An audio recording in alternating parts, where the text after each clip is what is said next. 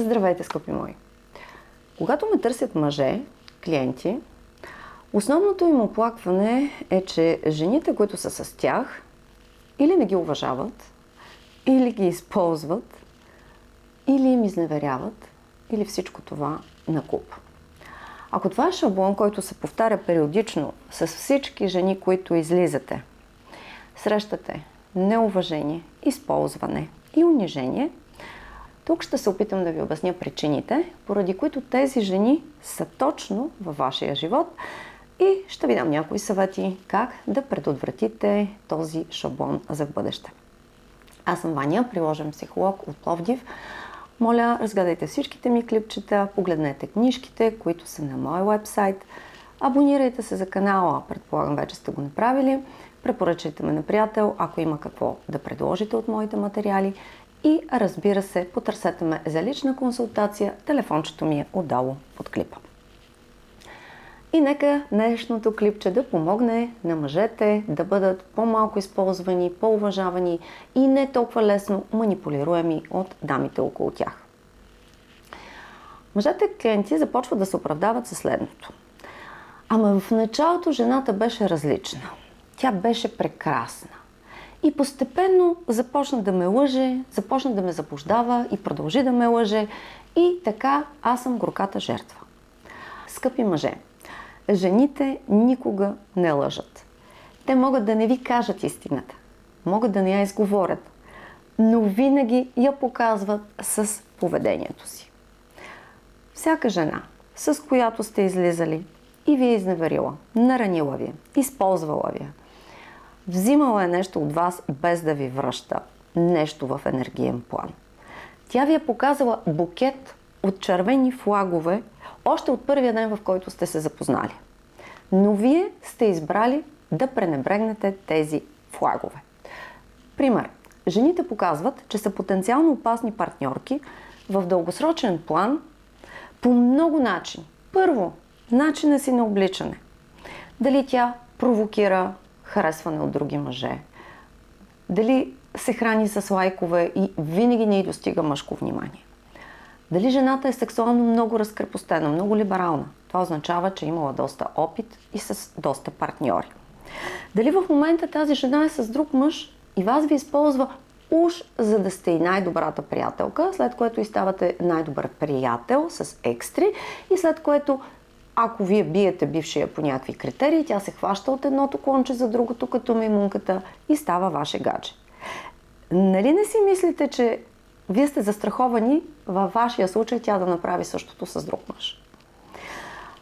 Няма жена, която от първа среща да не ви показва собствените си токсични червени флагове. Ако една жена говори лошо за всичките си бивши, или че са токсични, или че са нарциси, или че са манипулатори и тя е горката жертва. Нали се сещате, че вие сте следващия неин партньор, за който ще се говори абсолютно същото и все пак ако една жена винаги намира вината в човека срещу нея, какво остава за нейната собствена отговорност във връзката? От първа среща вие знаете с какъв материал имате работа. Ако жената е разведена, има деца и не позволява на бившия си мъж, на бащата на децата да ги вижда, това показва, че тя не уважава този мъж и как мислите, че тя не уважава бащата на децата си и един ден ще започне да уважава вас? Или жената е патологично ревнива, ревнувала бившия си от сянката му, а вие си мислите, че евентуално сте имунизирани от нейната ревност. При вас тя ще бъде една мека, добра и ще ви има доверие от първия ден. Жените, включвам и себе си, избираме такива мъже, при които номерцата ни ще минават. Една жена с по-малко червени флагове ще избере мъж с по-здрави граници. Тоест, тя прави по-малко щуротийки, а той толерира по-малко щуротийки. Те са идеалната двойка. Психически стабилна здрава жена, мъж с здрави граници. Защото жената с много червени флагове ще избере само мъже с ниско самочувствие, които не виждат проблемите в нея, които нямат собствени граници, които не могат да устояват себе си. Ако вие сте мъж с ниско самочувствие и търсите връзка на всяка цена, вие постепенно ще позволите на жената и да ви унижава, и да ви манипулира, и да ви изневерява. Как жената разбира, че един мъж е с ниско самочувствие? Първи признак. Когато мъжа поставя на първо място визията на жената. Той е силно привлечен от физическата й красота, от младостта й, и тази нейна красота започва да упражнява контрол върху мъжа. Особено, ако преди това той не е имал толкова хубава жена или не е общувал по принцип с много жени, жената манипулаторка веднага надушва наивния и девствения мъж. Ако тя усети, че вие сте абсолютно зависим от нейния хардуер, от нейната визия, тя може да ви изневерява, да ви използва, да ви обижда, защото знае, че вие сте зависими от нейната красота. Ако жената е красива, но знае, че мъжът няма да стои с нея само заради визията й, тя ще го уважава, защото знае, че трябва да даде в тази връзка нещо повече от секс и външни данни. Този мъж с граници няма да се задоволи никога само с една визия. Ако той е безумно привлечен от тази жена и след това започнат скандали, проблеми, тя знае, че отново с неговата слабост тя ще го върне към себе си. Втори признак за ниско самочувствие при мъжете е липсата на граници. Например, жената обижда, неуважителна е, а мъжът се страхува да й се противопостави. Той нищо не казва. Мир да има, всичко да е с кротце с облаго. Мъжете, които мълчат, за да има спокойствие, с цената да загубят собственото си уважение, ще загубят жената, която е срещу тях. Нито една жена не търпи мъж без граници. Тук не казвам, че не трябва да се правят компромиси. Но, когато нещата прекалят, когато проблема е сериозен и мъжът го изговори, и го изговори втори път, и жената продължи да си прави каквото иска, не се съобразява с неговите желания, не може да я хванете, да я разтръскате и да искате тя да се промени. Единственият вариант е да вземете себе си и да излезете през вратата, като я затворите от външната страна. Спирате да говорите и се оттегляте. Жената, която вижда, че не уважавате себе си и не можете да си тръгнете, вие вече сте я загубили. Тя вече не е вашата жена. Никога няма да ви уважава, с удоволствие ще ви слага рога, ще ви навлиза в границите, ще ви използва и ще ви манипулира. Но, ако знае, че във всеки един момент вие сте готов да си тръгнете, тя ще започне да ви уважава и да се държи по различен начин. Грешката на много мъже е, че когато една жена прекали, може дори да му изневери, да го обижда, постоянно нещо да го използва. Вместо да я накаже, той я награждава. Започва да й се моли да остане, отива в работата да й носи цветя, купува и подаръци за лошото й поведение. Какво става в главата на жената? Тя знае, аз мога да му изневерявам, той пак ще ми плаща сметките. Аз мога да го мачкам, той пак ще идва и ще ми праща цветя по куриер.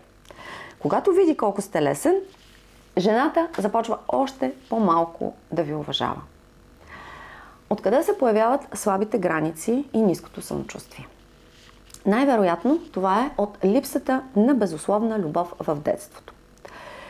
Ако сте мъж, който не получава уважение от жените, не може да поставя граници, обиждат ви и ви тъпчат, вероятно сте имали майка или женска фигура, жена, която се е грижила за вас, която не ви е давала достатъчно любов и приемане. Или ви е обичала само ако направите това, това и това. Не ви е позволявала да изявявате себе си. И понеже не сте получавали безусловна подкрепа и любов като дете, вие се учите, че трябва да заслужите любовта, да се молите за уважение, да заслужавате доброто отношение на жената. А това е само един от начините на превързване. Има още начини, по които мъжете обичат. Такъв мъж никога не е чувал от жената: гладен ли си, миличко, какво да ти направя, уморен ли си, мога ли да ти помогна с нещо. Още по-рядко е чувал думата: извинявай, не бях права. Когато този човек не е виждал поведение, подобно на това в детството от майка си, в зрелия живот той ще се примирява с неприемливи поведения от жените. Ще си избира жени с червени флагове. Ако ви откриете този навик във вас, и работите върху него, започнете да откривате токсичните жени още в началото и да поставяте граници, вие може да отработите този шаблон. В отчаянието си да задържат една жена, много мъже я губят в минутата, в която те загубят нейното уважение. Ако мислите, че партньорката ви ще се промени, или за всяко нещо и намирате извинения, ма тя е под стрес, тя е травмирана, тя е в депресия. Реагирате негативно на всяко преминаване на вашите граници, без да се страхувате, че ще я загубите, или без да я награждавате и да й давате положителна обратна връзка за негативното поведение, вие ще може постепенно да селектирате по-добри жени за вас. Освен, че ще намирате по-качествени партньорки, вие самия ще се превърнете в един по-качествен, стойностен и себеуважаващ се човек. Благодаря ви, че изгледахте клипчето до края. Интересно ми е, имали ли сте подобни жени в живота, скъпи господа, а жените могат да споделят дали са се възползвали от някои от тези хитринки, когато видят, че мъжа отсреща няма топки. Хубав ден! Чао, чао!